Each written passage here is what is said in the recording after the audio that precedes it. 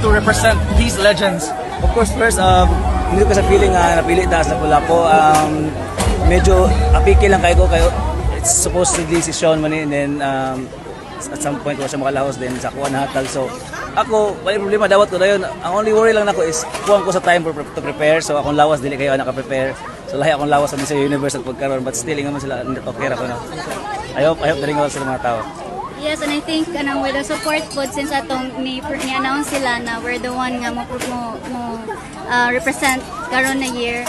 We're very thankful po kay very supportive kayang mga tao sa amo, and with the preparations at namo mo to wala jud me time for that, but then I think with the production and sa mga staff and crew and mga kauban namo sa production, thankful sa kay Make. They're very patient po sa na si Direk Marvin.